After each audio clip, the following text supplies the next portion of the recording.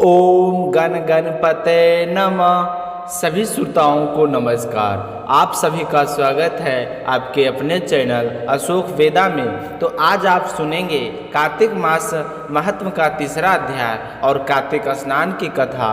तो इस कथा को श्रद्धाभाव से पूरा सुनिएगा और कथा शुरू करने से पहले कमेंट बॉक्स में राई दामोदर जी महाराज की जय हो जरूर लिखिएगा। अगर आप अशोक वेदा चैनल पर नए हैं और पहली बार कथा सुन रहे हैं तो इस चैनल को सब्सक्राइब करके वीडियो को ज़्यादा से ज़्यादा शेयर कीजिएगा। भगवान श्री हरि आपकी सारी मनोकामनाएं पूर्ण करे। बोलिए लक्ष्मीपति नारायण की जय हो। सभी भगवान के कहने पर श्री हरि विष्णु देवताओं को कहकर मछली का रूप धारण किए और जल में उतर गए। उस समय विद्याचक्र हरि मछली का रूप धरे महर्षि कश्यप की अंजलि में जा गिरे।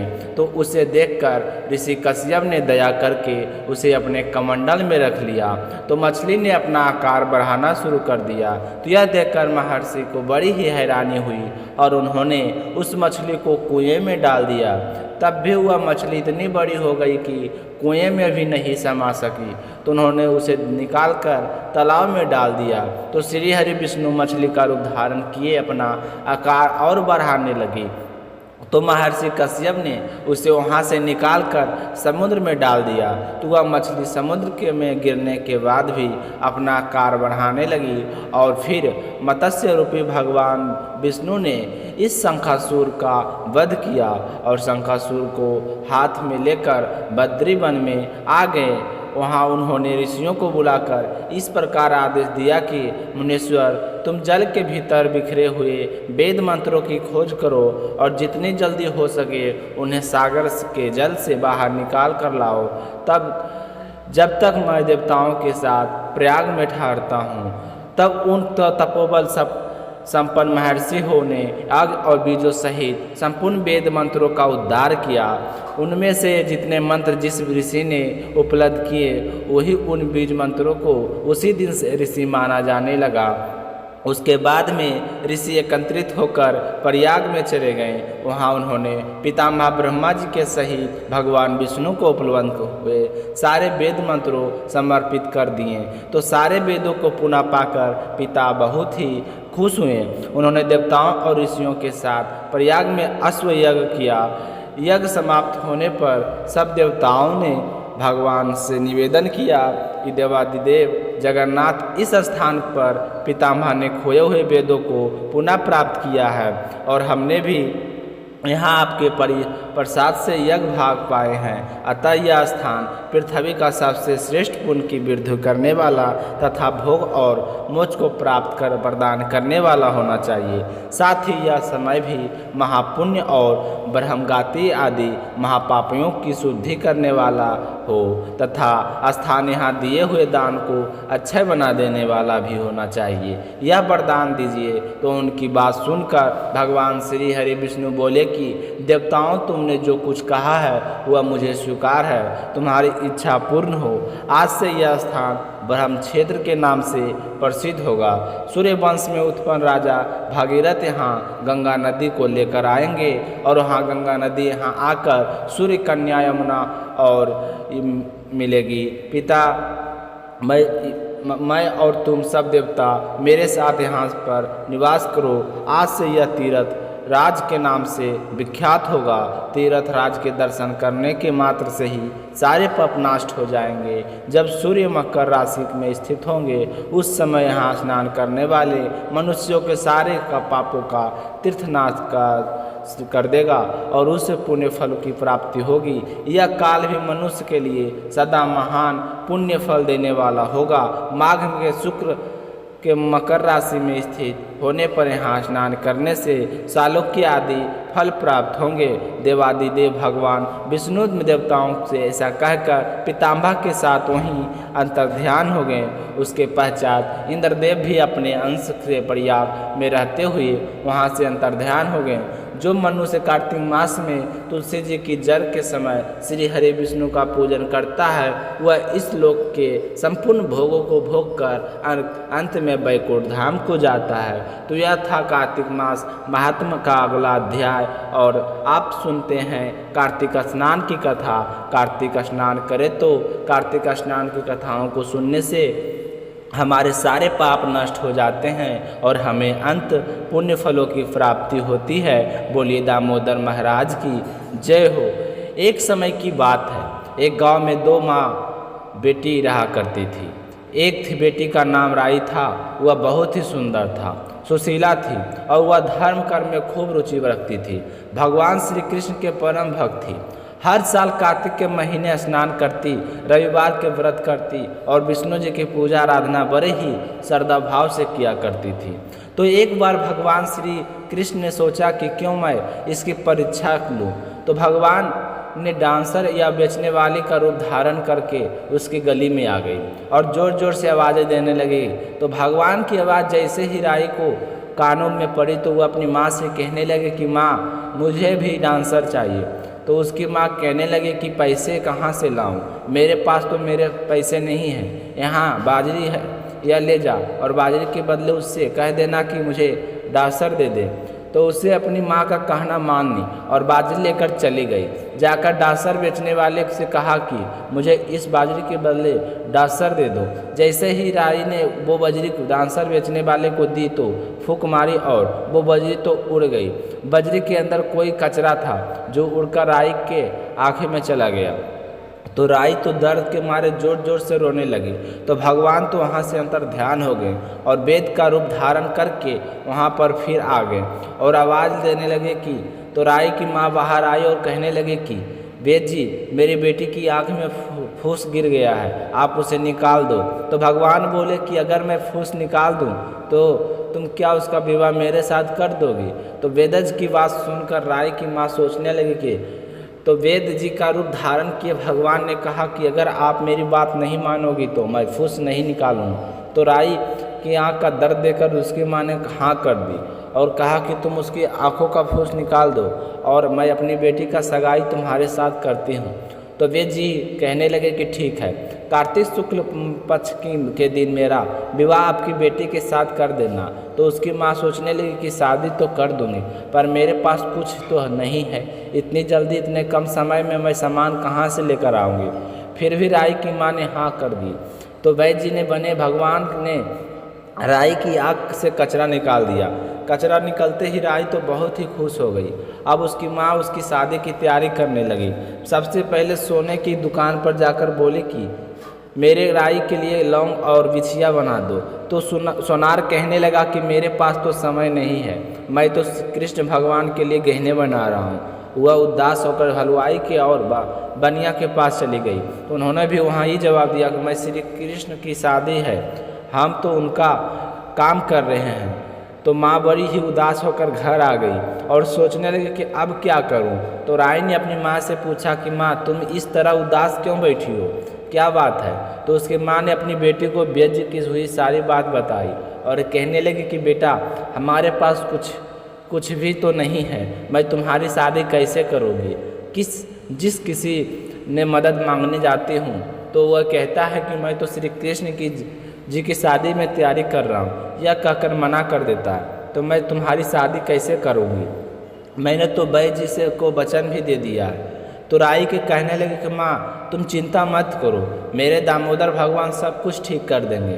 तो अपनी बेटी पर विश्वास देखकर उसकी माँ का थोड़ा हौसला हो गया और फिर वह शादी के दिन का इंतजार करने लगी। इस तरह कार्तिक शुक्ल एकादशी के दिन आ गया और भगवान दूल्हे के रूप में तैयार होकर राई के दरवाजे पर आ गए। सारे गांव वाले इकट्ठा थे देखने के लिए कि राई की शादी है और उसकी माँ के पास तो कुछ है ही नहीं। देखते हैं कि वह शादी कैसे करती है। राई की माँ बहुत ही दुखी और उदास थी। वह सोचने लगी कि आज मेरी बेटी की शादी किस तरह होगी, आज जैसे भी हो भगवान लाज रखे तो बचे। इस तरह सोचते हुए जब से उसे खबर मिली कि दूल्हा तोरण के लिए आ रहा है तो राई की माँ थाली लेकर उसके अंदर थोड़े से चावल और सिंदूर रख लिए और तिलक करने के लिए चल दी। दरवाजे पर आकर खड़ी हो गई। जैसे ही भगवान वहाँ पर दूल्हे के रूप में आए तो उनके वहाँ आते ही वह झोपड़ी महल में बदल गई और घर में विवाह की सारी तैयारियाँ अपने आप होने लगी। सारा सामान व्यवस्थित और बारातियों के लिए पूरी सुविधा थी और राई के लिए 16 श्रृंगार का सामान पड़ा था और बहुत ही सुंदर और अच्छी अच्छी कपड़े पड़े थे। तो यह देखकर सारे गांव वालों को बड़ी ही हैरानी हुई कि यह सब कुछ कैसे हुआ। तो सारे दामोदर भगवान की जयकारा लगाने लगे। फिर राई का भगवान के साथ पूरे विधि विधान से विवाह हो गया और भगवान शादी करवाने के बाद में राई को विदा करवा कर द्वारका चले गए और राई के साथ रहने लगे। यह देखकर दूसरी रानियों को ईर्ष्या होने लगी। जैसे ही सावन का महीना आया तो राई का शादी के बाद पहला सम्मान था तो वे मायके चली गई। तो राई को आए हुए कुछ दिन बीत गए थे तो भगवान ने सोचा कि किराए के लिए तीज भेज दूं तो तीज का व्रत रखेगी। तो यह देखकर सोचकर 7 जरी के बेस पास सोने की पचेटी रखे और 2 हंसों को बुलाया और कहा कि तुम ये सारा सामान लेकर राई के मायके चले जाओ, बीच में कहीं पर मत रुकना, सीधे राई के मायके चले जाना और यह सामान सारा राई को दे देना। जब इस बात का पता राधा रुक्मणी को चला तो उन्होंने हंसों को अपने महल में बुलाया और कहने लगे कि आपको काफ़ी दूर जाना है, पहले तुम यहाँ थोड़े मोती चुन लो फिर चले जाना। तो हंस तो मोती चूमने लगे। तो राधा रुक्मणी ने सारा सामान निकालकर उसके अंदर फूटे फूटे पुराने कपड़े और 5 कांटे रख दिए और पोटली हंसों को दे दी। अब हंसों को इस बात के बारे में बिल्कुल भी नहीं पता था। वह तो खुशी खुशी मोती चुचक रही थी और मायके चली गई। जब राई को हंसों को देखा तो उन्होंने बताया कि भगवान ने आपके लिए कुछ सामान भेजा है। तो उसकी खुशी का कोई ठिकाना नहीं रहा। वह तो झूम झूम कर नाचने लगी और हंसों से सामान लेकर उन मोती चुंगने के लिए डाल दिए और फिर पोटली लेकर अंदर चली गई। जैसे ही उसने पोटली खोली तो 5 अंगुलियों के 5 कांटे चुभ गए और बहुत ही दुखी हुई। और फिर उन्होंने अपने दुखते हाथों से पोटली को खोला तो उसके अंदर फटे पुराने कपड़े थे। तो यह देखकर राई को बहुत ही दुख हुआ और सोचने लगे कि भगवान ने मेरे साथ ऐसा क्या किया। वह फिर बहुत ही उदास रहने लगी। ऐसा करते करते सावन का महीना समाप्त हो गया तो भगवान राई को लेने के लिए वहाँ पर आए तो राई उनसे नहीं बोली। जैसे ही भगवान उसे बुलाते तो वह दूर चली जाती। तो भगवान सोचने लगे कि कोई बात नहीं, अपने मायकों को छोड़कर जा रही हूँ इसलिए शायद उदास है, थोड़े दिनों में ठीक हो जाएगी। तो राई को विदा करवा कर अपने साथ ले आई। पर आने के बाद भी राई कभी भी नहीं बोली। भगवान के लिए अच्छा भोजन बनाती और उनकी खूब खातिरदारी करती पर बोलती नहीं थी।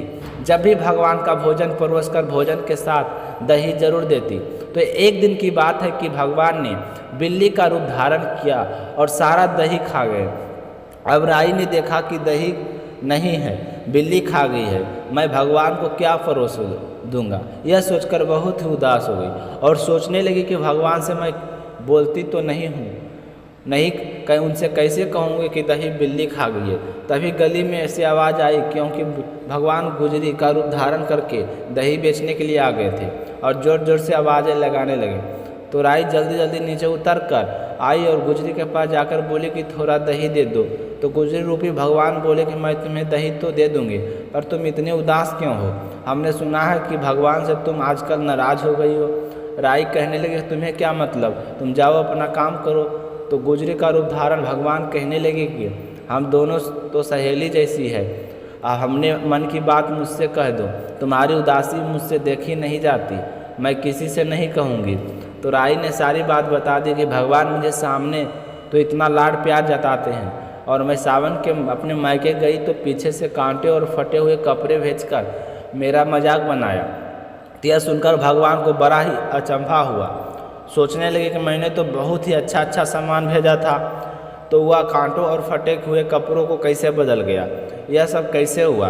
तो वह सोचते हुए भगवान अपने असली रूप में आ गए और कहने लगे कि राई मैंने तुम्हारे लिए जरी सी भैंस का सोना पचेंटी भेजे थे, वह कांटे और फटे हुए कपड़े कैसे बन गए। तो भगवान अपने सामने देखकर राई जोर जोर से रोने लगी। भगवान ने उसे चुप कराया और मन ही मन मुस्कुराने लगे और सोचने लगे चलो सच्चाई का पता तो चला। फिर उन्होंने हंसों को बुलाया और उनसे पूछा कि तुम राई के मायके के जाने से पहले कहाँ कहाँ रुके थे। तो भगवान की बात सुनकर हंस कहने लगे कि हम तो राधा रुक्मणी के महल में जाकर रुक्मणी थे, उसके अलावा तो हम कहीं नहीं रुके। तो भगवान को सब कुछ समझ में आ गया। उन्होंने राधा रुक्मणी को बुलाया और पूछा कि आपने ऐसा क्यों किया। तो भगवान की बात सुनकर वह कहने लगे कि जब से आपकी शादी राई के साथ हुई है तब से आपने हमारे महल में आना तो छोड़ ही दिया है। तो हम सारी राई से ईर्ष्या करने लगे और अपनी इरादा के चलते यह सब कुछ किया। तो भगवान कहने लगे कि आपने हमें कभी बुलाया ही नहीं, अगर प्रेम पूर्वक बुलाते तो हम जरूर आते, आपको राई के साथ ऐसा नहीं करना चाहिए था। यह कहते हुए भगवान बोले कि कार्तिक का महीना में राई का दूंगा, 5 दिन फर्स्ट तीर्थ राधा रुक्मणी को दूंगा, 11वां सत्यभामा को दूंगा। और इस तरह भगवान ने सभी को अलग अलग दिन देकर उन सबको मान सम्मान दिया। हे भगवान, राधा रुक्मणी और राई को जैसे मान दिया वैसा सबको देना। कहानी करने वाले को, कहानी सुनने वाले पूरा को मन बनाए रखना, भूल चूक को माफ़ करना। कहते हैं कि इस महीने को सुहागिन महिलाओं को कार्तिक के महीने में जरूर सुनना चाहिए। जो भी महिला पूरे श्रद्धा भाव से इस कथा को कार्तिक मास में सुनती है उसका अपने पति से कभी भी वियोग नहीं होता, वह सदा सुखी और सौभाग्यशाली रहती है। बोलिए राई दामोदर भगवान की जय हो। अब सुनते हैं लप्सी और तपसी की कथा। एक समय की बात है, लप्सी और तपसी नाम के 2 भाई थे, जिनमें तपसी हमेशा भगवान की तपस्या में लीन रहता था। तो वह उसका भाई लप्सी प्रत्येक दिन 1.25 सेर की लप्सी बनाकर भगवान को भोग लगाकर फिर भोजन करता था। एक दिन किसी कारण दोनों में भाई में लड़ाई हो गई। तपसी कहने लगा कि मैं बड़ा हूँ और लप्सी बोला मैं बड़ा हूँ। दोनों लड़ ही रहे थे, इतने में वहाँ से नारद जी आ गए।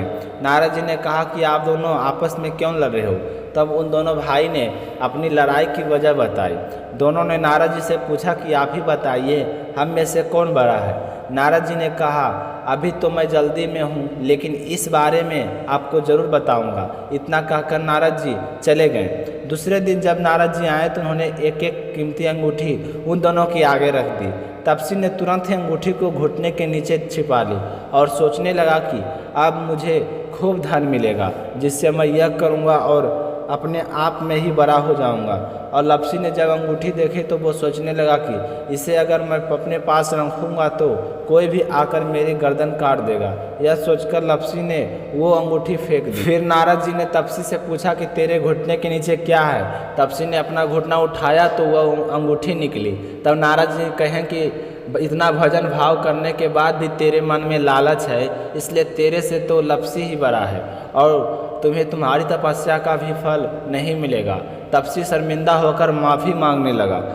तब तपसी बोला नारद देव जी, मेरी आदत कैसे छूटेगी और ये मेरा पाप कैसे उतरेगा, इसका कोई उपाय बताइए। तो नारद जी ने कहें कि कार्तिक महीने में जो स्त्रियां कार्तिक व्रत कर रखेगी और अगर वे तुझे अपना पुण्य देगी तभी यह पाप उतरेगा। तपसी ने कहा कि कोई स्त्री मुझे अपना फल क्यों देगी।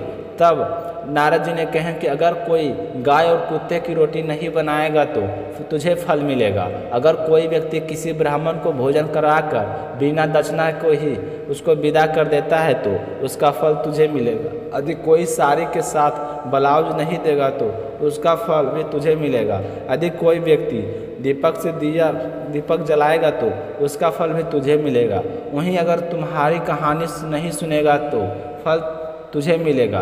कहते हैं कि उसी के दिन से हर व्रत कथा के साथ लप्सी और तपसी की कहानी कही सुनी और जाती है। तो आप लोगों को अशोक वेदा पर रोजाना प्रस्तुत होने वाली व्रत कथा आपको कैसा लगता है, कमेंट करके ज़रूर बताइए। और अभी तक आपने अशोक वेदा चैनल को सब्सक्राइब नहीं किए हैं तो ज़रूर से ज़रूर कर लीजिए। मिलते हैं अगली व्रत कथा में, तब तक अपना ख्याल रखिएगा। जय श्री कृष्णा, राधे राधे।